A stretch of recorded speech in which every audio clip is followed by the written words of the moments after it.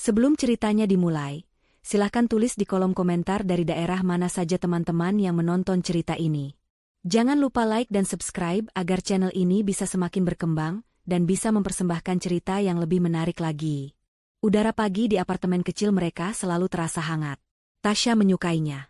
Ia suka mendengar suara air mendidih dari dapur yang menyatu dengan ruang tamu, juga suara Indra yang sedang bersiap di kamar tidur. Baginya, rutinitas ini adalah melodi kebahagiaan yang ia rawat setiap hari. Ia mematikan kompor, menuangkan air panas ke dalam 2 cangkir, satu dengan teh melati untuknya, dan satu lagi dengan kopi hitam pekat tanpa gula untuk Indra. Semuanya sudah ia hafal di luar kepala. Cara Indra menyukai kemejanya disetrika, lipatan celana bahannya yang harus lurus sempurna, hingga kaos kaki yang harus digulung rapi, bukan dilipat.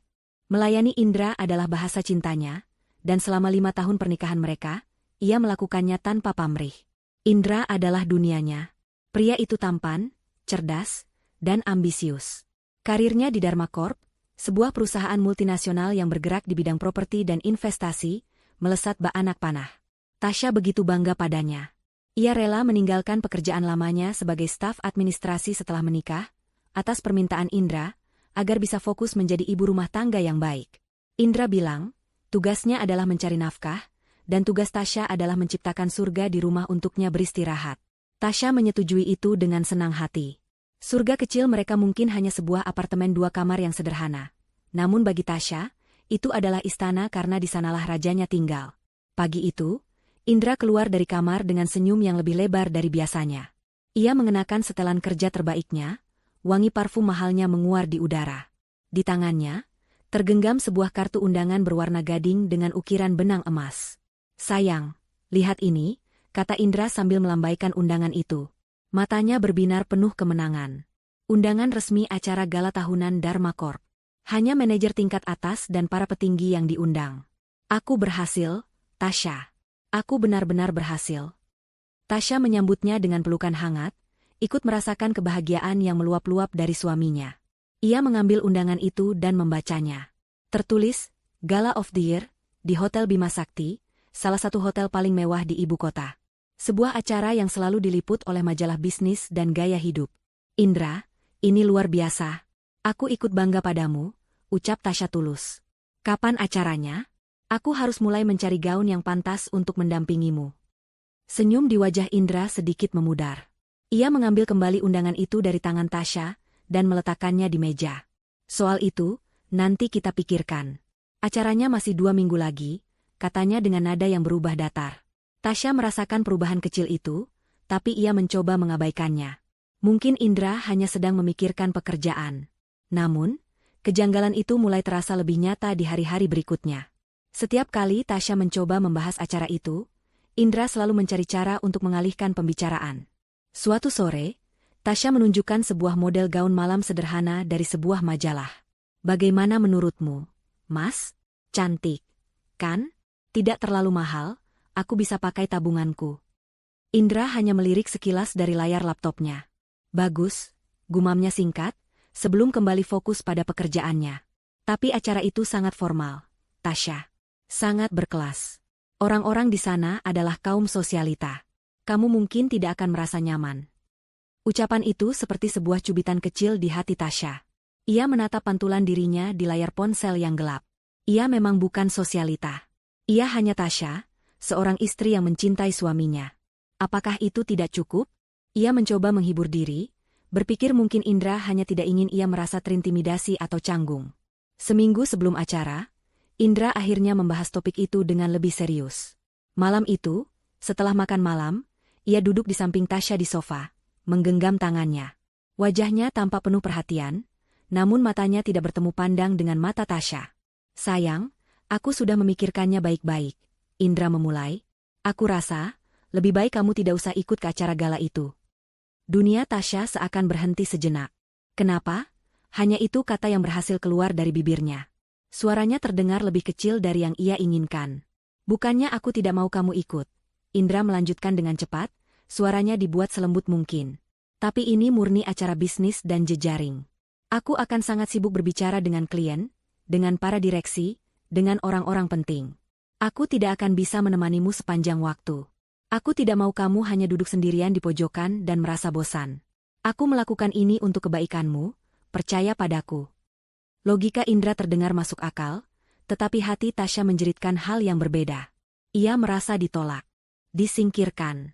Seolah kehadirannya dianggap tidak cukup pantas untuk berada di sisi Indra pada malam puncak kesuksesannya. Air mata mulai menggenang di pelupuk matanya, namun ia menahannya kuat-kuat. Ia tidak mau terlihat lemah atau menuduh suaminya yang tidak-tidak. Ia adalah istri yang baik, istri yang pengertian. Baiklah, Mas. Kalau menurutmu itu yang terbaik, jawab Tasya dengan senyum yang dipaksakan. Indra tampak lega.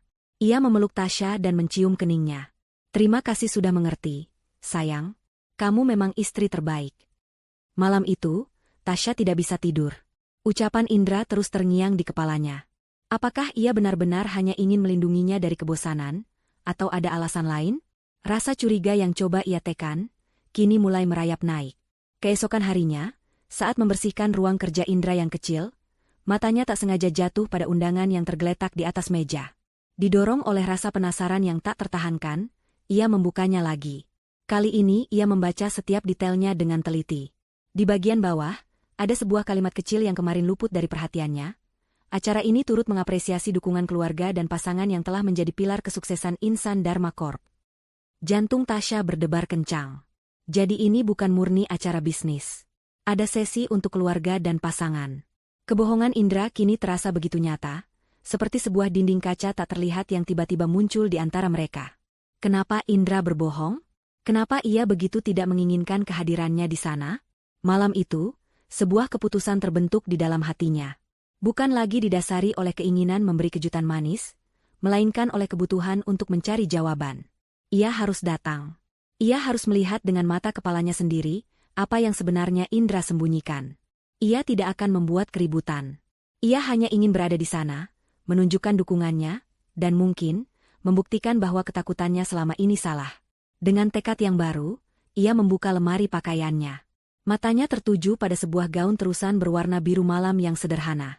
Gaun itu adalah gaun yang ia kenakan saat makan malam ulang tahun pernikahan pertama mereka. Gaun yang menurut Indra membuatnya terlihat seperti bidadari.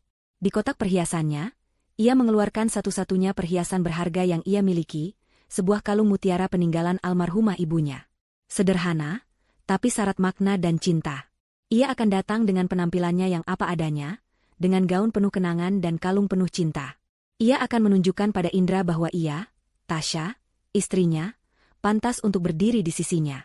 Sambil membelai gaun itu, ia berbisik pada dirinya sendiri, semoga aku salah. Semoga semua ini hanya perasaanku saja. Harapan kecil itu menjadi satu-satunya pelita yang ia bawa dalam kegelapan keraguannya, saat ia melangkah menuju malam yang akan mengubah hidupnya selamanya. Kilau lampu kristal raksasa yang menggantung di langit-langit Hotel Bima Sakti, memantulkan ribuan cahaya ke lantai marmer yang mengilap. Suara alunan musik orkestra klasik mengalun lembut, berpadu dengan dengungan percakapan dan tawa renyah dari para tamu yang berlalu lalang. Aroma parfum mahal dan bunga lili segar memenuhi udara. Tasya merasa seperti melangkah ke dunia lain, sebuah dunia yang biasa ia lihat di televisi atau majalah. Semua wanita mengenakan gaun malam yang berkilauan, bertabur payet dan kristal, dengan perhiasan berlian yang menyilaukan mata. Para pria tampak gagah dalam balutan tuxedo hitam yang dijahit sempurna. Dan di tengah semua kemewahan itu, ada dirinya. Tasya, dalam gaun biru malam sederhananya yang bahkan tidak menyentuh lantai, dan kalung mutiara warisan ibunya yang tampak pucat di bawah cahaya lampu yang gemerlap. Ia merapatkan genggamannya pada tas tangan kecilnya, merasa setiap pasang mata yang meliriknya seolah sedang menilainya, mencemoohnya dalam diam. Perasaan canggung dan tidak pantas mulai merayap, membuatnya ingin berbalik dan lari dari tempat itu. Namun, bayangan wajah Indra dan kebohongan yang menyelimuti undangan ini menahannya. Ia harus menemukan Indra. Matanya menyapu seluruh penjuru ballroom yang luas itu, mencari sosok suaminya. Dan di sanalah Indra. Berdiri di dekat panggung utama, dikelilingi oleh beberapa pria parubaya yang tampak sangat penting. Indra terlihat berbeda malam ini. Ia tampak lebih tinggi, lebih berwibawa.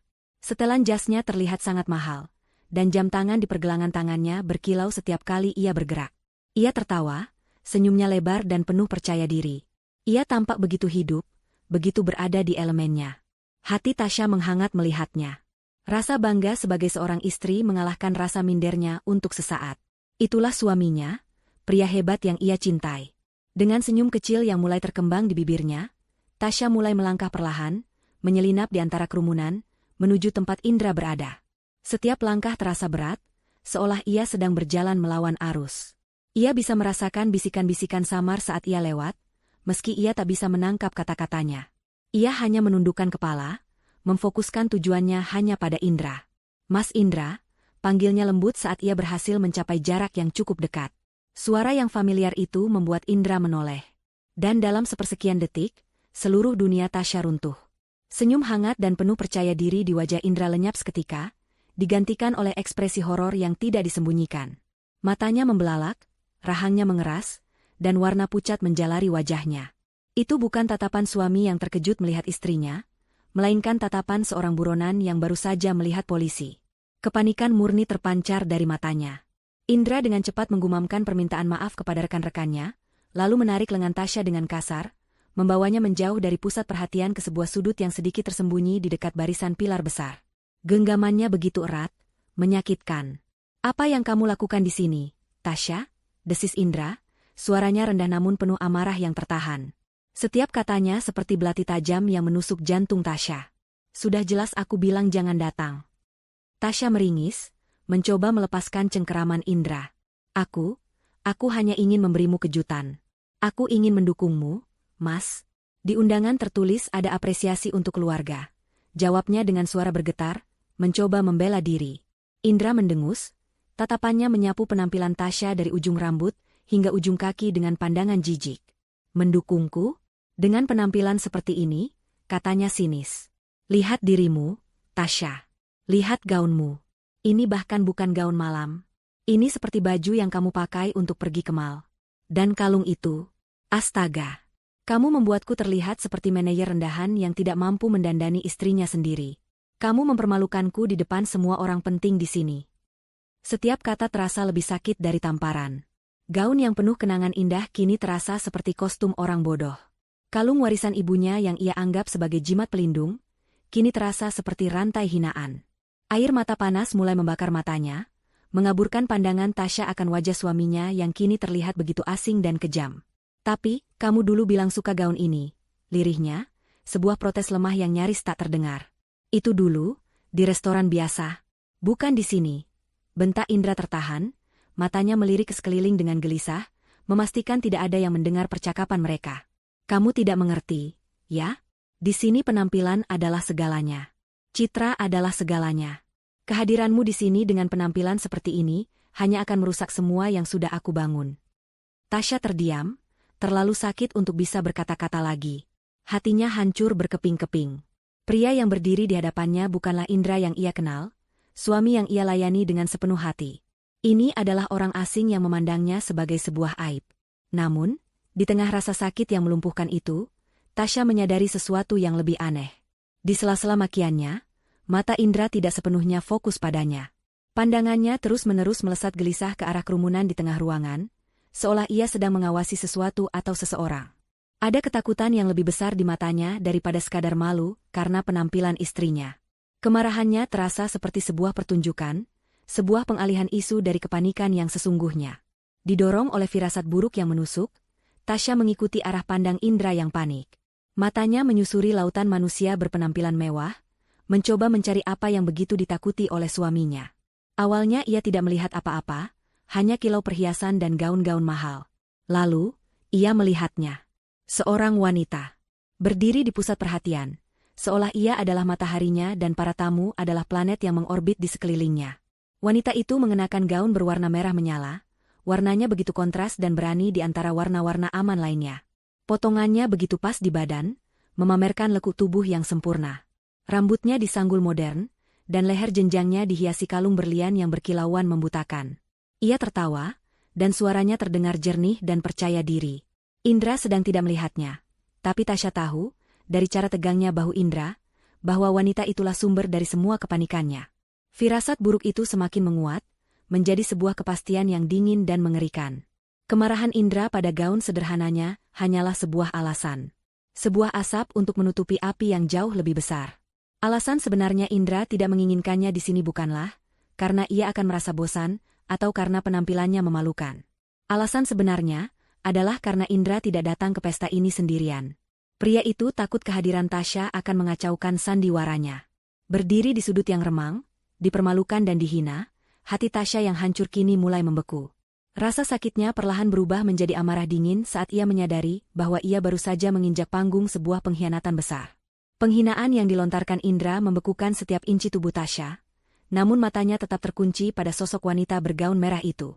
Wanita itu adalah pusat dari teka-teki ini, jawaban dari semua kejanggalan yang ia rasakan.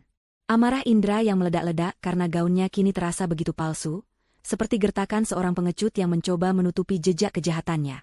Indra tidak malu padanya, ia takut padanya. Ia takut Tasya, sang istri sah, akan merusak panggung sandiwara yang telah ia bangun dengan begitu megah malam ini. Tasya, dengarkan aku. Indra mencoba lagi, nadanya sedikit melunak, menyadari bahwa amarahnya justru membuat Tasya semakin curiga. Ia mencoba meraih tangan Tasya, ayo kita pulang. Aku akan jelaskan semuanya di rumah. Di sini tidak baik, banyak orang. Tasya menepis tangan Indra dengan gerakan cepat. Sentuhannya terasa asing, dingin, dan menjijikkan. Tidak, jawab Tasya, suaranya kini terdengar berbeda. Getaran rasa sakitnya telah hilang, digantikan oleh ketenangan yang dingin dan menakutkan. Matanya tidak lagi menatap Indra, melainkan lurus ke arah wanita itu. Aku tidak akan kemana-mana sebelum aku tahu siapa dia. Wanita itu sepertinya merasakan ada yang memperhatikannya. Ia menoleh dan pandangan mereka bertemu untuk sesaat. Wanita itu menatap Tasya dengan tatapan menilai, sebuah senyum tipis yang meremehkan tersungging di bibirnya sebelum ia kembali berbincang dengan seorang pria tua di sampingnya. Ia sama sekali tidak terlihat terancam. Ia terlihat seperti seorang ratu yang baru saja melihat rakyat jelata, tidak penting dan mudah dilupakan. Melihat interaksi tanpa suara itu, kepanikan Indra semakin menjadi. Jangan macam-macam, Tasya. Aku mohon, bisiknya putus asa. Tasya memberinya senyum pertama malam itu. Senyum yang tidak memiliki kehangatan sama sekali. Seharusnya aku yang mengatakan itu padamu, Mas. Ia kemudian berbalik, melepaskan diri dari Indra. Permisi, aku mau ke toilet sebentar, katanya dengan suara yang cukup keras, sebuah kebohongan yang ia ucapkan dengan lancar. Tanpa menunggu jawaban Indra, Tasya berjalan menjauh, bukan ke arah toilet, melainkan menyusuri tepi ballroom, menggunakan pilar-pilar besar dan kerumunan tamu sebagai tempat berlindung. Ia bergerak seperti bayangan, matanya tak pernah lepas dari targetnya. Ia harus mendengar, ia harus tahu. Setiap langkah membawanya lebih dekat pada kebenaran yang ia tahu akan menghancurkannya. Namun rasa ingin tahu dan amarahnya jauh lebih besar daripada rasa takutnya akan sakit hati. Ia berhenti di balik sebuah patung es angsa yang besar, cukup dekat untuk mendengar percakapan di lingkaran sosialita tempat wanita itu berada, namun cukup tersembunyi agar tidak terlihat. Dari sana, ia bisa melihat wanita itu dengan jelas.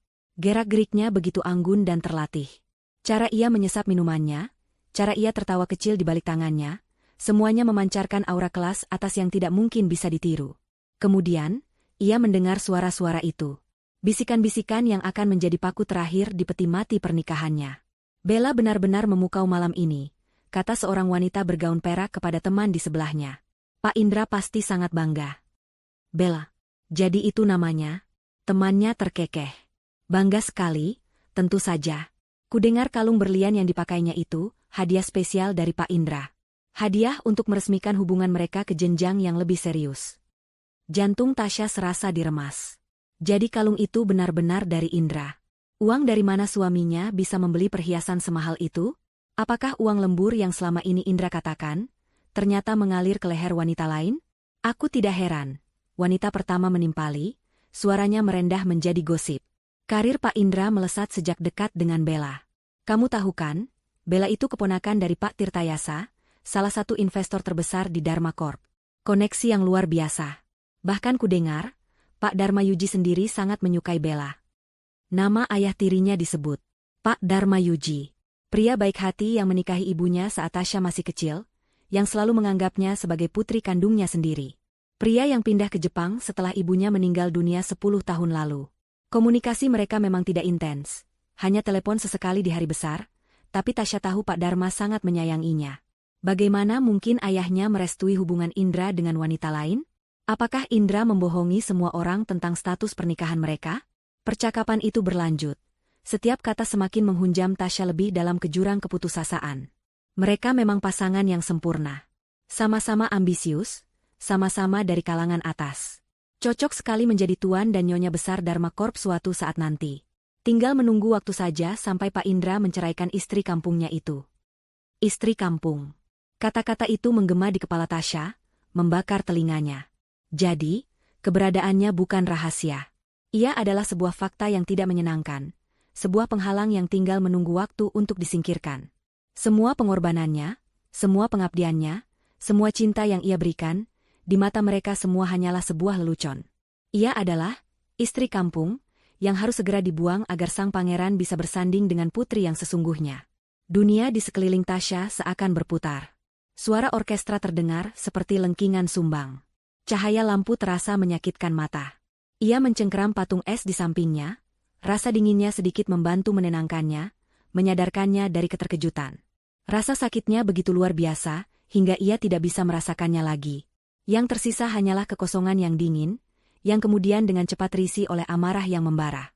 Amarah seorang wanita yang telah dikhianati, dipermalukan, dan seluruh keberadaannya dianggap sampah. Ia tidak akan menangis. Tidak di sini. Ia tidak akan membiarkan mereka melihatnya hancur. Jika Indra ingin sebuah pertunjukan, maka ia akan memberikannya. Ia akan merobohkan panggung sandiwara ini dengan tangannya sendiri. Dengan punggung yang ditegakkan, dagu yang terangkat, dan tatapan mata yang menyala-nyala, Tasya melangkah keluar dari persembunyiannya. Ia tidak lagi menyelinap. Setiap langkahnya kini mantap dan penuh tujuan. Orang-orang menyingkir saat melihat ekspresi di wajahnya. Ia tidak peduli. Tujuannya hanya satu. Sepasang manusia yang sedang berdiri di tengah ruangan, tertawa bahagia di atas reruntuhan hidupnya. Indra dan Bella. Ia akan menghampiri mereka dan meminta pertanggungjawaban. Di sini, saat ini juga, di depan seluruh dunia mereka. Lantai marmer yang dingin terasa di bawah langkah-langkah Tasya yang mantap. Ia tidak lagi merasakan tatapan orang-orang di sekelilingnya. Seluruh inderanya terfokus pada dua sosok di tengah ruangan. Indra, suaminya, kini sedang tertawa sambil berbisik di telinga Bella. Tangan Indra berada di pinggang Bella, sebuah gestur posesif yang intim, yang membuat empedu Tasya terasa naik ke kerongkongan. Pemandangan itu adalah bukti final yang ia butuhkan, sebuah pemandangan yang membakar habis sisa-sisa harapan dan keraguan di dalam hatinya. Saat ia semakin dekat, tawa mereka berhenti. Bella adalah yang pertama menyadari kehadirannya. Senyum di wajah Bella memudar, digantikan oleh ekspresi jengkel yang bercampur dengan rasa penasaran yang merendahkan, seolah bertanya mengapa serangga pengganggu ini berani mendekat. Indra, mengikuti arah pandang Bella, menoleh. Wajahnya yang tadinya ceria langsung berubah menjadi topeng kepanikan. Ia buru-buru menarik tangannya dari pinggang Bella, seolah baru saja menyentuh bara api. Tasya. Desis Indra, namanya terdengar seperti sebuah peringatan. Sudah kubilang, jangan membuat keributan di sini. Tasya berhenti tepat di hadapan mereka. Ia berdiri begitu dekat hingga ia bisa mencium aroma parfum Bella yang manis dan menyengat, aroma kemenangan yang palsu. Ia mengabaikan peringatan Indra. Matanya menatap lurus ke arah suaminya. Tatapan yang begitu dingin dan tajam hingga Indra terlihat salah tingkah. Aku tidak akan membuat keributan, kata Tasya, suaranya terdengar tenang secara mengerikan. Getaran amarahnya terkunci rapat di bawah permukaan. Aku hanya ingin bertanya sekali lagi. Siapa wanita ini, Indra? Sebelum Indra sempat menjawab, Bella tertawa kecil, tawa yang dibuat-buat untuk menunjukkan superioritasnya. Maaf, sepertinya Anda salah alamat. Mungkin suami Anda ada di acara lain, katanya dengan nada manis yang berbisa, matanya memandang Tasya seolah ia adalah pelayan yang tersesat. Serangan verbal itu tidak mempan lagi bagi Tasya. Ia menolehkan kepalanya perlahan, menatap lurus ke mata Bella. Aku tidak salah alamat. Dan aku tidak berbicara denganmu, balas Tasya tajam, sebelum kembali memfokuskan seluruh perhatiannya pada Indra yang kini berkeringat dingin. Jawab aku, Indra. Siapa dia? Kerumunan kecil mulai terbentuk di sekitar mereka. Para tamu yang tadinya asyik berbincang kini berhenti, telinga dan mata mereka tertuju pada drama yang sedang berlangsung. Ini adalah mimpi buruk terbesar Indra yang menjadi kenyataan. Reputasinya, citranya yang sempurna, semuanya kini dipertaruhkan. Tasya, hentikan. Kita bicarakan ini di rumah, kata Indra, mencoba meraih lengan Tasya untuk menariknya pergi. Tasya menyentakkan lengannya. Tidak ada lagi yang perlu dibicarakan di rumah. Suaranya mulai meninggi, menarik lebih banyak perhatian. Aku mau jawabannya sekarang. Kenapa semua orang di sini menyebutnya sebagai calon istrimu? Apa aku salah dengar? Jawab, Indra. Pertanyaan terakhir itu ia teriakkan. Seluruh ballroom kini benar-benar senyap. Bahkan alunan musik orkestra pun perlahan berhenti, menyisakan keheningan yang tegang. Indra terpojok. Wajahnya merah padam, campuran antara malu dan amarah. Di depan para kolega, atasan, dan orang-orang penting, kedoknya telah terbuka. Istri kampung yang coba ia sembunyikan kini berdiri di hadapannya, menuntut kebenaran. Bella, melihat situasi semakin tidak terkendali, memutuskan untuk memperkeruh suasana demi menyelamatkan dirinya sendiri. Ia menempelkan tubuhnya ke lengan Indra dengan manja, menatap Tasya dengan tatapan iba yang palsu. Sayang, katanya pada Indra dengan suara yang bisa didengar semua orang. Mungkin istrimu sedang sedikit stres. Sebaiknya kamu tenangkan dia. Kasihan. Kata, sayang. Kata itu, yang diucapkan dengan begitu mesra dari bibir selingkuhan suaminya, adalah percikan api yang menyulut ledakan. Seluruh kontrol diri yang Tasya bangun dengan susah payah hancur berkeping-keping. Diam kamu, perempuan ular. Jerit Tasya, amarah dan rasa sakitnya kini meledak tanpa bisa dibendung. Kamu tidak punya hak memanggilnya seperti itu. Bagi Indra, ini adalah batasnya. Teriakan Tasya adalah lonceng kematian bagi citranya. Semua usahanya, semua kebohongannya, hancur dalam sekejap oleh seorang wanita yang ia anggap sebagai beban. Logikanya mati. Yang tersisa hanyalah emosi buta dan keinginan untuk membungkam sumber dari semua kehancurannya. Kamu yang diam, raung Indra, wajahnya menggelap karena murka. Dan kemudian, tangannya terangkat. Plah, sebuah suara tamparan yang keras dan tajam memecah keheningan ballroom. Begitu keras hingga terasa menggema di seluruh ruangan. Waktu seakan berhenti. Tasya terhuyung ke belakang, satu tangannya memegangi pipinya yang langsung terasa panas dan berdenyut. Bukan rasa sakit fisik yang ia rasakan, melainkan rasa terkejut yang luar biasa. Suaminya, pria yang pernah berjanji akan melindunginya, baru saja menamparnya di depan ratusan pasang mata. Dunia di sekelilingnya menjadi sunyi. Ia bisa melihat ekspresi terkejut di wajah para tamu. Ia bisa melihat senyum kemenangan yang tipis dan kejam di bibir Bella. Dan yang paling menyakitkan, ia bisa melihat tatapan mata Indra yang masih dipenuhi amarah, tanpa sedikit pun penyesalan. Di tengah keheningan yang memekakan itu, Tasya tahu, pernikahannya tidak hanya retak, tapi sudah mati. Dan suaminya sendirilah yang baru saja menjadi algojonya. Keheningan yang mengikuti suara tamparan itu terasa lebih memekakan daripada kebisingan pesta manapun. Seluruh ballroom, yang tadinya penuh dengan tawa dan musik, kini senyap seperti kuburan. Ratusan pasang mata tertuju pada satu titik, pada Tasya yang masih mematung dengan tangan menempel di pipinya yang terbakar. Rasa perihnya menjalar, tetapi yang lebih menyakitkan adalah gema tamparan itu di dalam jiwanya. Gema itu menandakan akhir dari segalanya, akhir dari cintanya, akhir dari pengabdiannya, dan akhir dari citra Indra sebagai suami yang ia kenal. Indra sendiri tampak terkejut sesaat oleh tindakannya. Matanya sedikit melebar. Namun, sepersekian detik kemudian, keterkejutan itu lenyap, digantikan oleh topeng kemarahan yang lebih gelap. Dalam benaknya yang panik, ia tahu ia sudah melewati batas. Tidak ada jalan untuk kembali. Satu-satunya cara untuk menyelamatkan sisa-sisa harga dirinya adalah dengan menghancurkan Tasya sepenuhnya. Melukisnya sebagai satu-satunya penjahat dalam cerita ini. Lihat semuanya, teriak Indra, suaranya memecah keheningan yang mencekam. Ia menunjuk Tasya dengan jari gemetar karena amarah. Inilah istri saya. Seorang pembuat onar yang tidak pernah bisa melihat saya bahagia. Dia selalu seperti ini, iri dan penuh kebencian. Kebohongan itu begitu terang-terangan, begitu kejam, hingga Tasya bahkan tidak punya kekuatan untuk membantahnya. Ia hanya bisa menatap Indra dengan nanar, tak percaya pria di hadapannya adalah orang yang sama dengan yang ia tiduri setiap malam. Sebelum Tasya bisa memproses semuanya, Indra maju dan mencengkeram lengan atasnya dengan kasar. Kukunya menancap di kulit Tasya, menimbulkan rasa sakit yang tajam dan menyadarkannya dari keterpanaan. Cukup sandiwaramu. Ayo keluar dari sini, geram Indra. Ia mulai menyeret Tasya, tanpa belas kasihan, melintasi lantai marmer yang licin.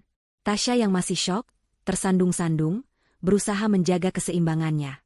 Gaun sederhananya kini terlihat kusut dan menyedihkan. Rambutnya yang tadi ia tata rapi mulai berantakan. Ia menjadi sebuah tontonan yang tragis. Setiap langkah adalah sebuah parade penghinaan. Ia bisa melihat wajah-wajah para tamu saat ia diseret lewat. Ada yang menatap dengan iba, ada yang berbisik di balik tangan mereka, dan yang terburuk, ada yang menatap dengan geli, seolah sedang menonton sebuah drama murahan yang menghibur. Dan Bella. Tasya melihatnya sekilas. Wanita itu berdiri di tempat yang sama, lengannya bersedekap, dengan senyum kemenangan yang tak lagi ia sembunyikan. Matanya berkilat puas, menikmati setiap detik kejatuhan Tasya. Lepaskan aku, Indra. Sakit, rintih Tasya, akhirnya menemukan suaranya. Ia mulai meronta, menarik lengannya, tetapi tenaga Indra jauh lebih kuat. Cengkeramannya justru semakin erat. Diam, bentak Indra lagi, cukup keras untuk didengar orang-orang di dekatnya.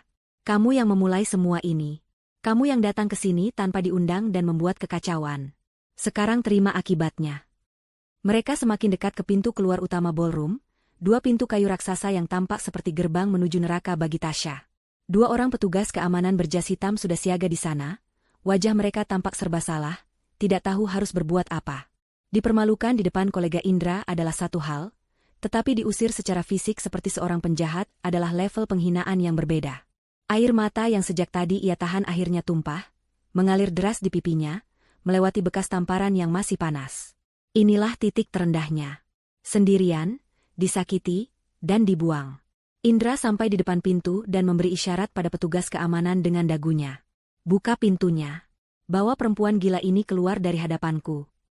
Saat salah satu petugas keamanan bergerak untuk membuka pintu, saat masa depan Tasya tampak akan dihabiskan di lorong hotel yang dingin dalam kehinaan, sebuah suara menghentikan segalanya.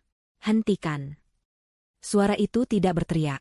Namun, nada perintahnya begitu absolut, begitu penuh dengan otoritas yang tak terbantahkan, hingga semua orang di ruangan itu, termasuk Indra dan petugas keamanan, membeku di tempat. Suara itu tenang, dalam, dan membawa bobot kekuasaan yang membuat bulu kuduk merinding. Semua kepala serempak menoleh ke sumber suara.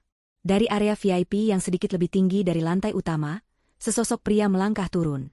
Ia berusia akhir 50-an, perawakannya tegap, dengan rambut yang sudah memutih di beberapa bagian pelipisnya, menambah kesan bijaksana.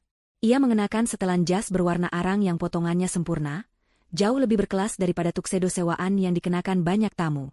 Setiap langkahnya menuruni tangga kecil itu begitu terukur dan tenang. Namun matanya menatap tajam lurus ke arah Indra, berkilat seperti baja yang dingin. Seluruh ruangan menahan napas. Kehadiran pria ini mengubah seluruh atmosfer ballroom. Aura kekuasaan yang ia pancarkan begitu kuat, membuat para direktur dan CEO yang hadir di sana tampak seperti anak buahnya. Indra melepaskan cengkeramannya pada Tasya secara refleks. Ia tidak mengenali pria itu, tetapi ia bisa merasakan aura bahaya. Ia hanya menganggapnya sebagai salah satu tamu penting yang terganggu oleh keributan. Pria itu terus berjalan, langkahnya tidak goyah, melewati para tamu yang memberinya jalan seolah ia adalah seorang raja. Ia tidak berhenti sampai ia berdiri tepat di hadapan mereka bertiga. Indra yang tegang, Bella yang mendadak gugup, dan Tasya yang menatapnya dengan mata basah dan bingung.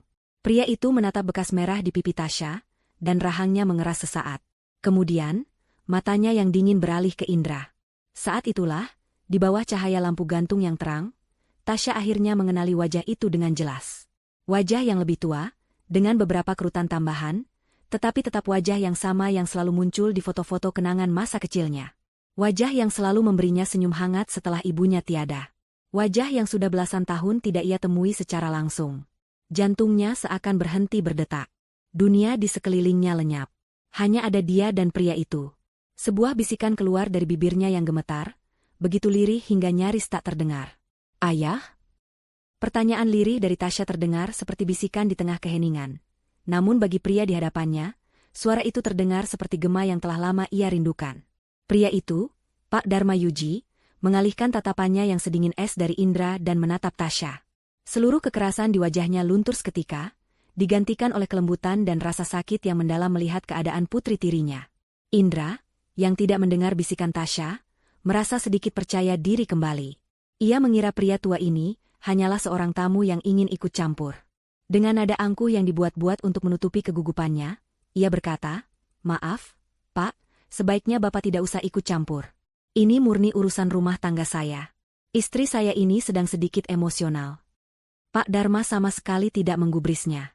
Seolah Indra hanyalah seekor lalat yang mengganggu, ia melangkah melewati Indra dan berdiri tepat di depan Tasya. Tanpa berkata apa-apa, ia mengangkat tangannya yang hangat dan dengan lembut menyentuh pipi Tasya yang memerah bekas tamparan. Gerakannya begitu hati-hati, seolah Tasya adalah porselen paling berharga yang baru saja retak. "Apa dia menyakitimu, Nak?" tanyanya pelan, suaranya dipenuhi kekhawatiran. Mendengar panggilan, "Nak," dan merasakan sentuhan yang begitu familiar dan penuh kasih sayang, pertahanan terakhir Tasya runtuh. Ia mengangguk lemah, air matanya kembali mengalir, kali ini bukan karena penghinaan, tetapi karena kelegaan dan rasa rindu yang membuncah. Pak Dharma menarik Tasya ke dalam pelukannya, sebuah pelukan ayah yang protektif. Ia membiarkan Tasya menangis di bahunya sejenak, sementara matanya kembali menatap Indra, kini dengan kemarahan yang membara di baliknya. "Urusan rumah tangga, katamu?" Suara Pak Dharma kini terdengar lagi, tenang namun mematikan. "Kamu pikir menampar seorang wanita di depan umum adalah urusan rumah tangga?" Indra mulai merasa ada yang tidak beres. Ia melirik sekeliling dan melihat beberapa direktur senior, termasuk atasannya langsung, Pak Wibowo, kini menatapnya dengan ekspresi ngeri. Mereka tidak menatapnya karena keributannya, tetapi karena caranya berbicara kepada pria tua ini. Pak Dharma melepaskan pelukannya dari Tasya, namun tetap menjaga lengannya melingkari bahu putrinya. Ia kemudian menoleh ke arah Pak Wibowo yang tampak pucat.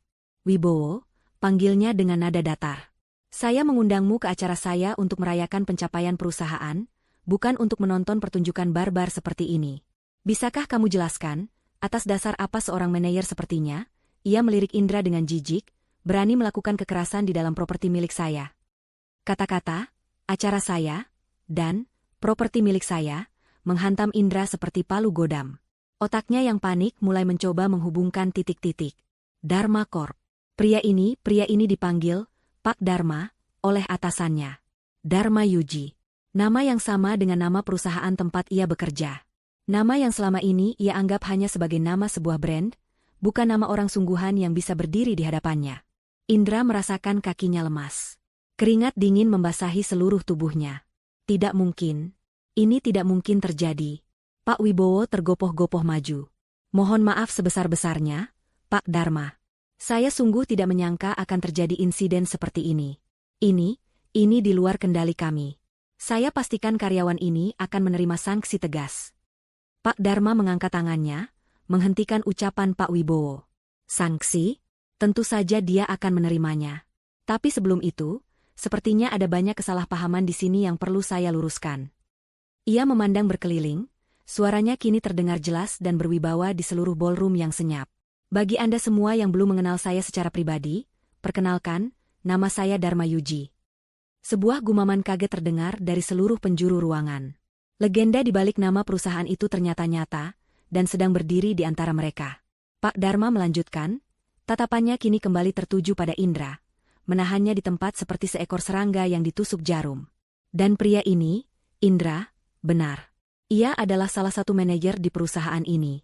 Ia juga adalah suami dari putri saya." Pernyataan itu membuat kebingungan melanda para tamu. Suami dari putri Pak Dharma? Bukankah Bella yang selama ini digosipkan sebagai pasangannya? Kemudian, Pak Dharma menjatuhkan bom yang sesungguhnya. Ia mengeratkan rangkulannya di bahu Tasya, menariknya lebih dekat, seolah mempersembahkannya pada dunia. "Dan wanita ini. Wanita yang baru saja ia tampar di depan kalian semua. Wanita yang ia seret dan ia sebut sebagai perempuan gila. Wanita yang kalian pandang sebelah mata karena gaun sederhananya." Suara Pak Dharma meninggi, dipenuhi oleh amarah seorang ayah yang terluka. "Dia adalah Tasya Dharma Putri. Putri kandung dari istri saya, satu-satunya anak yang saya miliki. Dan sebagai satu-satunya ahli waris saya, dia adalah pemilik sah dari perusahaan ini. Pemilik dari semua yang kalian perjuangkan. Pemilik dari pekerjaanmu, Indra." Dunia Indra hancur berkeping-keping. Suara di sekitarnya menghilang. Wajah-wajah para tamu menjadi kabur. Satu-satunya yang bisa ia lihat adalah wajah Tasya, yang kini berdiri di samping sumber kekuasaan tertinggi. Menatapnya bukan lagi dengan tatapan seorang istri yang tersakiti, melainkan tatapan seorang hakim yang akan menjatuhkan vonis. Di sudut ruangan, Bella merasakan lantai di bawahnya seakan runtuh. Wajahnya yang cantik menjadi pucat pasi, lebih putih dari gaun pengantin manapun. Semua perhitungannya salah. Semua investasinya hancur. Ia tidak sedang merayu seorang manajer ambisius, ia sedang bersekongkol dengan pria yang baru saja menghina pemilik kekayaan yang mereka incar. Indra tidak tahan lagi. Kekuatan meninggalkan kakinya dan ia jatuh berlutut dengan bunyi yang keras di lantai marmer. "Pak, Bapak, saya tidak tahu." Ia tergagap, suaranya parau karena syok. Ia merangkak maju, mencoba meraih ujung gaun Tasya. "Tasya, sayang, maafkan aku, Aku bisa jelaskan. Aku. Namun, semuanya sudah terlambat. Permainan telah berakhir. Dan ia baru saja menyadari bahwa sejak awal, ia bahkan tidak pernah memegang bidak caturnya sama sekali. Ia hanyalah pion kecil yang dengan bodohnya mencoba menjatuhkan sang ratu. Permohonan Indra yang menyedihkan menggantung di udara yang tegang, namun tidak menemukan belas kasihan. Wajah Tasya tetap tenang. Matanya yang sembab kini memancarkan ketegasan yang baru, seolah lapisan kerapuhan dalam dirinya telah terbakar habis oleh api pengkhianatan, menyisakan inti baja yang dingin. Pak Dharma Yuji memandang Indra yang bersimpu di lantai dengan tatapan muak, seolah sedang melihat sesuatu yang kotor dan tidak layak berada di hadapannya. Ayah? Pak Dharma mengulang kata itu dengan nada mengejek. Saya tidak punya anak laki-laki. Apalagi seorang pengecut yang memukul wanita. Ia kemudian memberi isyarat singkat kepada dua petugas keamanan yang sejak tadi berdiri kaku. Saya tidak mau melihat wajahnya lagi. Bawa dia keluar. Kedua petugas itu bergerak cepat. Masing-masing memegang lengan Indra dan mengangkatnya dengan paksa. Indra meronta, matanya liar karena panik. Tidak. Tasya, tolong aku. Katakan sesuatu pada ayahmu. Aku suamimu, Tasya. Aku mencintaimu. Teriaknya, kata-kata, cinta, itu kini terdengar seperti hinaan paling busuk. Tasya hanya diam, membiarkan teriakan Indra menggema tanpa jawaban. Melihat Indra tidak berhasil, Bella yang sejak tadi membeku ketakutan, mencoba jalan lain. Ia berusaha menyelinap pergi, berbaur dengan kerumunan tamu yang kini memberinya jalan dengan tatapan jijik. Namun, langkahnya terhenti oleh suara Pak Dharma yang kembali terdengar, tajam seperti cambuk. Dan wanita itu juga, katanya sambil menunjuk lurus ke arah Bella dengan dagunya. Pastikan dia juga keluar dari gedung ini. Seketika, Bella menjadi pusat perhatian. Wajahnya yang pucat kini dipenuhi teror. Ia menggelengkan kepalanya dengan panik. Tidak. Saya tidak ada hubungannya dengan ini, Pak. Ia berseru, suaranya melengking. Saya juga korban. Indra menipu saya. Dia bilang dia sudah dalam proses cerai. Saya tidak tahu apa-apa. Pak Dharma tersenyum sinis, senyum yang tidak mencapai matanya. Anda mungkin tidak tahu statusnya. Tapi saya melihat dengan mata kepala saya sendiri bagaimana Anda tersenyum puas saat putri saya ditampar dan dihina. Anda menikmati penderitaannya. Bagi saya, itu sudah cukup untuk membuktikan karakter Anda. Sekarang, pergi. Perintah itu final. Seorang petugas keamanan lain mulai mendekati Bella. Putus asa, Bella menatap Tasya, mencoba mencari celah belas kasihan. Mbak Tasya, tolong saya mohon, jangan libatkan saya. Saat itulah Tasya akhirnya bergerak. Ia mengangkat satu tangannya, sebuah gestur kecil yang langsung menghentikan semua gerakan di ruangan itu. Petugas keamanan berhenti.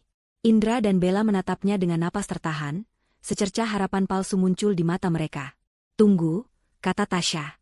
Suaranya tidak lagi bergetar. Terdengar jelas, dingin, dan penuh kendali.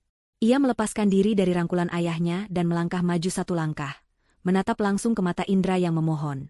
Sebelum kalian pergi, Tasya memulai, ada beberapa hal milik perusahaan yang harus kalian kembalikan. Milik perusahaan saya? Ia menadahkan tangannya. Indra, berikan dompetmu. Indra, dengan tangan gemetar, merogoh saku celananya dan menyerahkan dompet kulit mahalnya.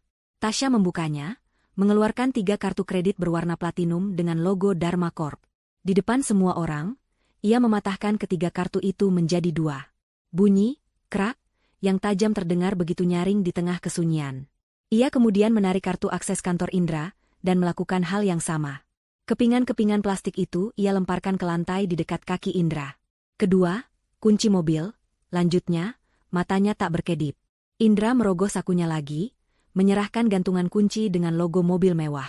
Tasya mengambilnya dan memberikannya pada Pak Wibowo yang berdiri di dekatnya. Pak Wibowo, tolong pastikan mobil Alphard Silver dengan nomor polisi B1 NDR itu diamankan. Kunci dan surat-suratnya serahkan pada asisten saya besok pagi.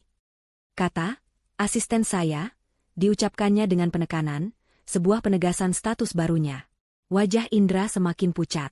Mobil itu adalah simbol kesuksesan terbesarnya. Ketiga, ponselmu, kata Tasya lagi. Indra menyerahkan ponsel keluaran terbaru, yang ia tahu adalah fasilitas kantor. Tasya menerimanya dan tanpa melihat isinya, ia memasukkannya ke dalam tas tangannya yang sederhana. Napas Tasya sedikit rengah, namun ia melanjutkan. Matanya kini beralih ke pergelangan tangan Indra. Jam tangan itu, katanya, hadiah bonus kinerja terbaik tahun lalu. Kan? Bonus dari perusahaan ayahku. Kembalikan. Ini adalah pukulan yang paling personal. Indra menatap jam tangan mewah itu dengan nanar sebelum dengan enggan melepaskannya dari pergelangan tangannya. Besi dingin jam itu terasa berat di telapak tangan Tasya. Ia tidak membuangnya, tetapi menggenggamnya erat. Dan terakhir, kata Tasya, suaranya melembut menjadi bisikan yang mematikan. Ia menunjuk kunci yang masih tergantung bersama sisa kunci lainnya di tangan Indra. Kunci apartemen. Apartemen yang ayahku belikan untukku sebagai hadiah pernikahan. Tempat di mana aku dengan bodohnya melayanimu setiap hari. Kamu tidak akan membutuhkannya lagi.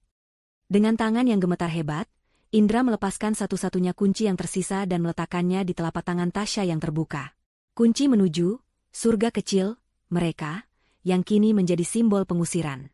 Tasya menatap kedua orang di hadapannya. Indra, yang kini berdiri dengan tangan hampa, bahu merosot, dan tatapan kosong. Dan Bella, yang menatapnya dengan campuran antara benci dan ngeri. Mereka telah dilucuti dari semua atribut kekuasaan dan kemewahan mereka. Yang tersisa hanyalah dua manusia tamak yang telanjang di tengah panggung kehancuran mereka sendiri. Tasya mundur selangkah, kembali ke sisi ayahnya. Ia menatap kepala keamanan dan memberinya anggukan singkat yang tegas. Sekarang, usir mereka. Perintah itu adalah vonis akhir. Petugas keamanan tidak lagi ragu. Mereka menyeret Indra yang sudah tidak melawan dan Bella yang mulai menangis histeris. Teriakan dan makian mereka saat diseret keluar ballroom terdengar, seperti musik kemenangan yang aneh di telinga Tasya. Pintu raksasa itu akhirnya tertutup, membungkam suara mereka dan mengakhiri babak tergelap dalam hidupnya. Di dalam ballroom yang masih hening, di tengah tatapan ratusan orang yang kini memandangnya dengan takjub dan hormat, Tasya berdiri tegak. Ia bukan lagi korban. Ia adalah sang penyintas yang baru saja memulai pembalasannya. Pintu ballroom yang tertutup rapat menjadi pemisah antara dua dunia. Di dalam, Tasya dikelilingi oleh simpati dan rasa hormat yang baru. Di luar, di lorong hotel yang berkarpet tebal, Indra dan Bella dilemparkan ke dalam dunia yang dingin dan kejam. Cengkeraman petugas keamanan terlepas, dan mereka terhuyung-huyung, ditinggalkan begitu saja di dekat lobi utama. Keheningan di antara mereka terasa berat dan penuh racun. Bella adalah yang pertama meledak. Ia berbalik dan memukul dada Indra dengan kepalan tangannya. Ini semua salahmu, jeritnya, suaranya serak karena tangis dan amarah. Dasar pembohong. Kenapa kamu tidak pernah bilang kalau istrimu itu putri dari bos besar? Kamu menghancurkan hidupku. Indra, yang masih linglung karena syok, mendorong Bella menjauh. Salahku? Kamu yang terus mendorongku untuk meninggalkan Tasya. Kamu yang menikmati semua kemewahan ini. Kamu pikir aku tahu? Dia selalu hidup sederhana. Siapa yang akan menyangka? Balasnya sengit. Pertengkaran mereka menarik perhatian beberapa tamu hotel yang melintas. Mereka kini menjadi tontonan yang sama memalukannya seperti di dalam ballroom, namun kali ini tanpa kemewahan sebagai latar belakangnya. Mereka hanyalah sepasang manusia malang yang bertengkar di lobi hotel. Lalu sekarang bagaimana?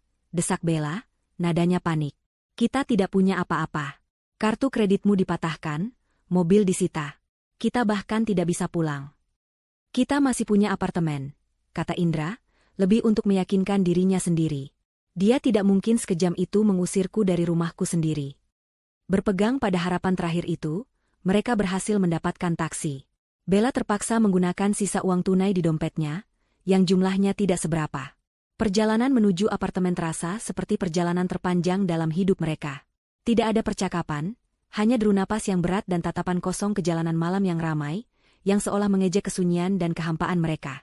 Setibanya di gedung apartemen mewah mereka, Indra melompat keluar dari taksi dan berlari ke lobi. Ia mencoba menggunakan sisa kunci yang ia miliki di pintu masuk utama, namun kartu aksesnya sudah tidak berfungsi. Lampu merah kecil berkedip, menolak aksesnya. Dengan panik, ia menggedor pintu kaca, berharap satpam yang berjaga akan membukakan pintu.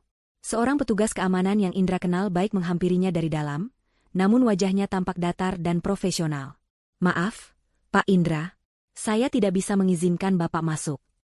Apa maksudmu, Danu? Ini aku, Indra. Aku tinggal di sini. Protes Indra, suaranya meninggi. Perintah langsung dari manajemen gedung, Pak.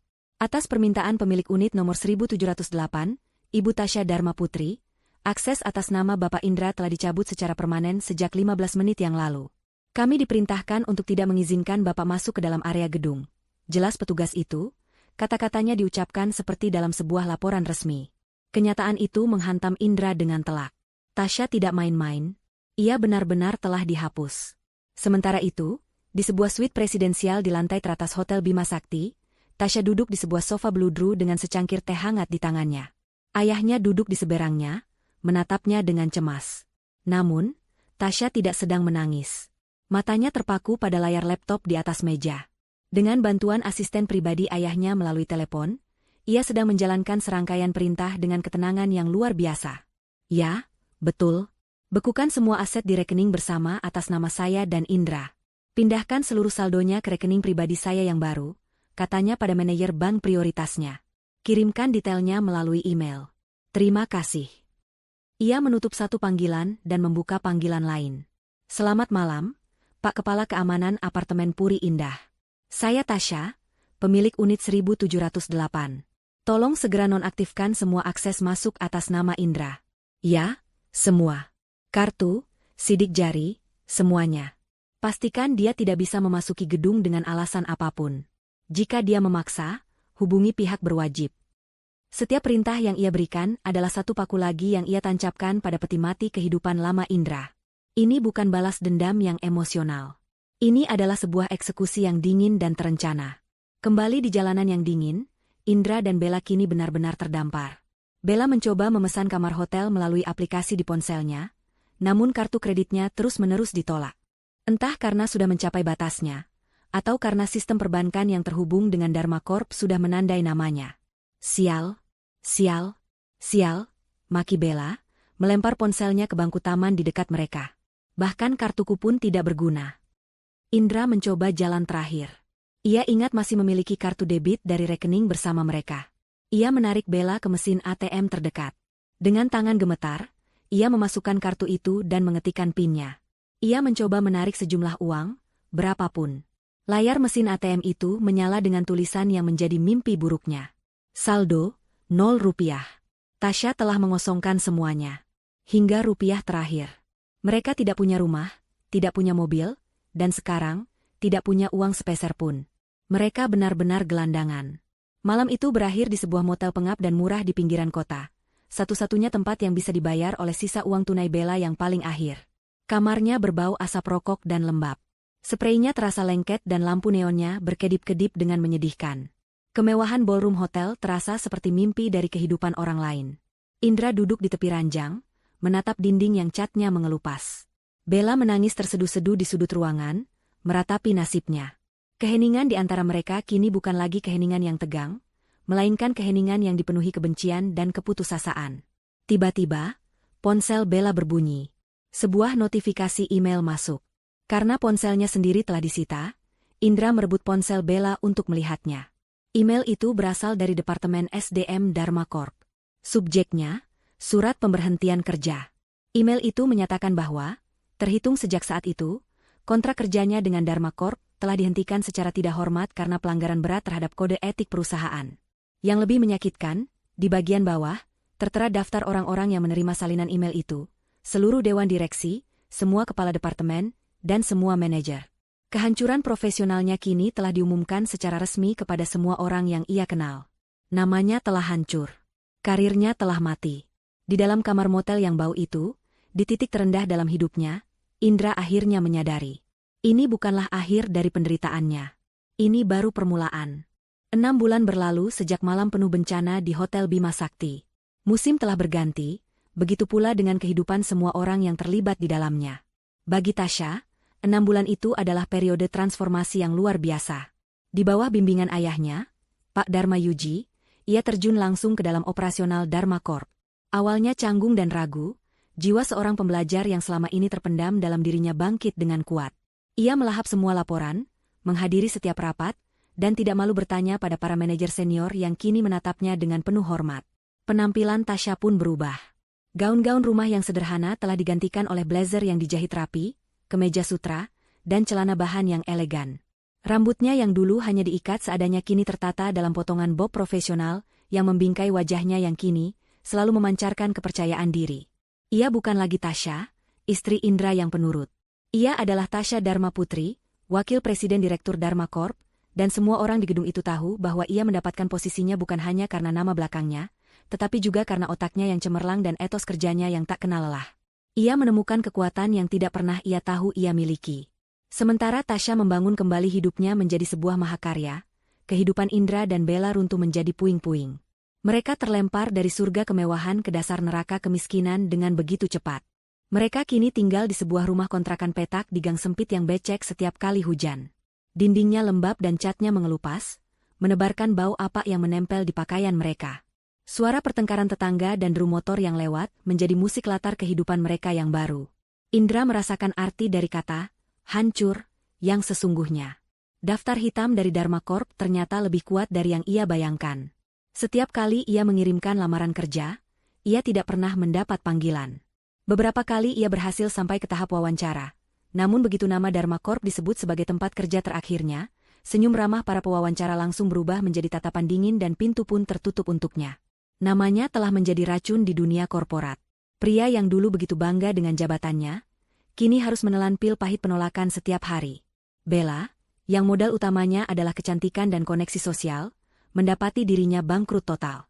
Teman-teman sosialitanya yang dulu selalu memujinya kini mengabaikan teleponnya, dan bahkan memblokir nomornya. Ia mencoba peruntungan sebagai selebgram, namun skandal di pesta malam itu sudah menyebar luas di kalangan mereka. Ia dicap sebagai pelakor yang bernasib sial. Untuk bertahan hidup, ia mulai menjual aset-asetnya. Tas Hermes, sepatu Louboutin, dan perhiasan yang pernah ia banggakan, satu persatu berpindah tangan di toko barang bekas dengan harga yang membuatnya ingin menangis. Lehernya yang dulu dihiasi berlian kini kosong. Cinta palsu mereka yang dibangun di atas pondasi ambisi dan uang menguap tak bersisa. Yang ada hanyalah pertengkaran tanpa henti. Sudah dapat kabar kerjaan? Tanya Bella sini suatu sore, sambil mengaduk mie instan di dalam panci butut. Kalau sudah dapat, kita tidak akan makan sampah ini setiap hari. Balas Indra ketus, sambil melempar koran bekas berisi lowongan kerja ke lantai. Ini semua gara-gara kamu. Kalau saja kamu tidak memanas-manasi suasana malam itu. Gara-gara aku? Kamu yang menamparnya. Kamu yang menyeretnya seperti binatang. Dasar bodoh. Jerit Bella, tidak mau kalah. Pertengkaran seperti itu menjadi menu harian mereka, sebuah siklus kebencian yang mengikat mereka dalam penderitaan bersama. Namun, Tasha merasa kehancuran mereka belum cukup. Ia ingin memastikan Indra merasakan setiap tetes kepahitan yang pernah ia rasakan. Melalui tim keuangannya, Tasha secara diam-diam membeli semua utang kartu kredit dan cicilan pribadi Indra dari beberapa bank. Utang-utang yang Indra buat untuk membiayai gaya hidup mewah, dan membelikan hadiah untuk Bella. Seketika, hidup Indra menjadi lebih buruk. Ponsel bututnya tidak henti-hentinya berdering oleh teror dari penagih utang yang tak kenal ampun. Mereka meneleponnya pagi, siang, dan malam. Mereka bahkan mendatangi kontrakannya, menggedor-gedor pintu dan meneriakkan jumlah utangnya, hingga para tetangga keluar untuk menonton. Penghinaan itu terasa lebih menyakitkan daripada kemiskinan itu sendiri. Setelah berbulan-bulan terpuruk, Indra akhirnya mendapatkan pekerjaan. Sebuah pekerjaan yang jauh dari impiannya. Ia menjadi pelayan di sebuah kafe kelas menengah di pusat kota, tempat para karyawan kantor biasa menghabiskan waktu makan siang mereka. Setiap hari, ia harus menelan harga dirinya, mengenakan seragam, membersihkan meja, dan tersenyum pada pelanggan yang memesan kopi. Dan suatu hari, neraka pribadinya datang mengunjunginya. Siang itu kafe sedang ramai. Indra sibuk mengelap meja saat bel di atas pintu berbunyi, menandakan pelanggan baru datang. Indra mengangkat kepalanya untuk menyapa, dan kata-kata itu tersangkut di tenggorokannya. Di ambang pintu, berdiri Tasha. Ia tidak sendirian. Ia bersama 3 orang pria bule yang tampak seperti investor penting. Tasha terlihat begitu bersinar, mengenakan setelan berwarna krem yang membuatnya tampak berwibawa dan cantik di saat yang bersamaan. Dunia Indra seakan berhenti berputar. Ia ingin lari, ingin bersembunyi di dapur, tetapi manajer kafe sudah menyuruhnya untuk melayani meja itu. Dengan langkah seberat timah, tangan yang gemetar, dan wajah yang memerah karena malu, Indra menghampiri meja mereka. "Selamat siang, selamat datang. Mau pesan apa?" ucapnya dengan suara serak, tanpa berani mengangkat wajahnya. Coba kita lihat." Suara Tasha terdengar tenang dan santai, seolah ia sedang berbicara dengan pelayan biasa yang tidak ia kenali. "Saya pesan salmon steak dengan saus jamur, minumnya jus alpukat. Untuk rekan-rekan saya." Tasya kemudian berbicara dalam bahasa Inggris yang fasih kepada tamunya, menanyakan pesanan mereka. Indra mencatat pesanan itu dengan tangan yang gemetar hebat, hingga tulisannya nyaris tak terbaca. Ia harus memanggil Tasya dengan sebutan, Ibu, sebuah kata yang terasa seperti bara api di lidahnya. Selama melayani mereka, Tasya tidak pernah sekalipun menatapnya dengan tatapan khusus. Ia diperlakukan seperti udara, tidak terlihat, tidak penting. Penghinaan dalam pengabaian itu 1000 kali lebih menyakitkan daripada makian apapun. Setelah selesai makan, Tasya memanggilnya untuk meminta tagihan. Ia membayar dengan kartu kredit hitamnya yang berkilau. Saat Indra kembali dengan kembaliannya, Tasya mengambil semua uang kertasnya dan memasukkannya ke dalam dompet. Kemudian, dari dalam dompetnya, ia mengeluarkan beberapa keping uang receh, koin 500-an perak. Ia meletakkan 3 keping koin itu di atas nampan. Uang tip yang jumlahnya bahkan tidak cukup untuk membeli permen. Saat itulah, untuk pertama kalinya, Tasya menatap lurus ke mata Indra. Senyum tipis tersungging di bibirnya. Senyum yang tidak menyimpan amarah, melainkan kemenangan mutlak. Tanpa berkata apa-apa lagi, ia berdiri dan berjalan keluar dari kafe bersama rekan-rekannya, meninggalkan Indra yang mematung di sana. Di hadapannya, tergeletak 3 keping koin perak, simbol dari seberapa berharganya Indra di mata dunia Tasya sekarang. Pertarungan telah usai, dan karma telah menemukan jalannya melalui tangan seorang wanita yang pernah ia buang. Langit Jakarta diwarnai semburat jingga saat matahari mulai terbenam. Dari balik jendela kaca raksasa di ruangannya di lantai 50 gedung Dharma Tower, Tasya menatap pemandangan itu dengan perasaan damai. Setahun telah berlalu. Setahun yang penuh perjuangan, pembelajaran, dan pada akhirnya, penyembuhan. Balas dendamnya pada Indra telah selesai.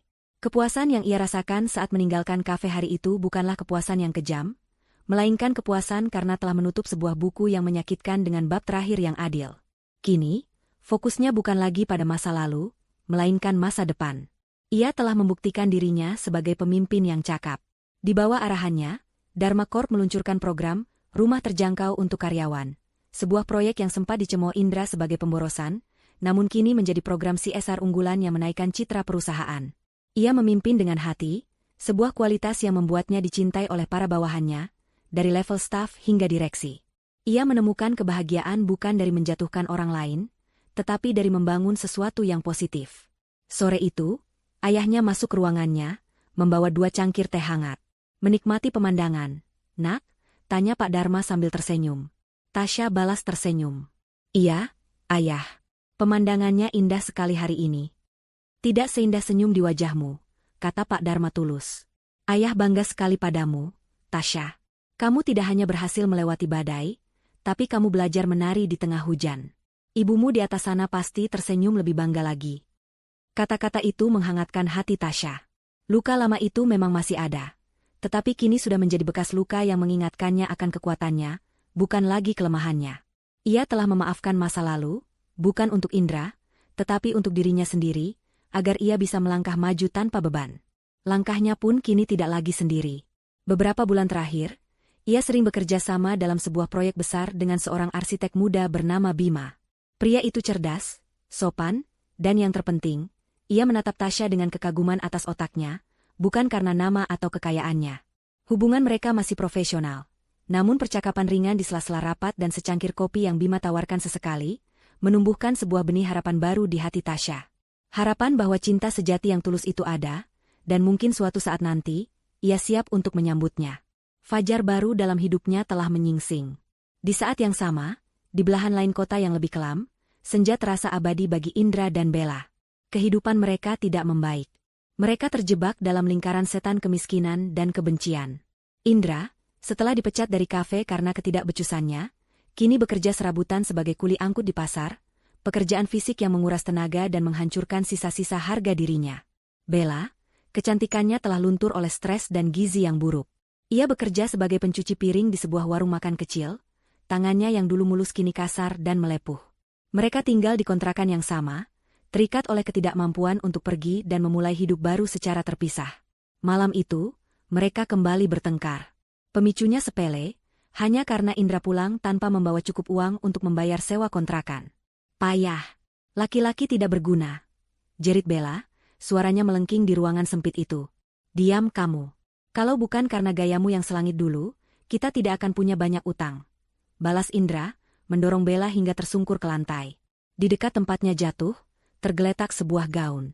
Gaun berwarna merah api yang dulu menjadi simbol kekuasaannya di pesta malam itu. Warnanya sudah sedikit kusam. Bella mengambil gaun itu. Ini adalah barang bermerek terakhir yang ia miliki, yang ia simpan karena kenangan semuanya, namun kini ia harus merelakannya. Sambil menangis, ia membuka ponselnya yang layarnya sudah retak, mencoba memotret gaun itu untuk dijual di situs loa online. Harganya ia pasang sangat murah, hanya cukup untuk makan beberapa hari. Saat sedang membuka aplikasi, sebuah berita utama muncul di layarnya. Judulnya, Tasya Dharma Putri pimpin proyek filantropi terbesar Dharma Corp tahun ini. Di bawahnya, terpampang foto Tasya yang sedang tersenyum cerah, dikelilingi anak-anak panti asuhan. Melihat foto itu, Indra meraung frustrasi. Ia merebut ponsel itu dari tangan Bella dan membantingnya ke dinding hingga hancur berkeping-keping. Aku membencinya. Aku membenci hidup ini. Mereka kini tidak punya apa-apa lagi.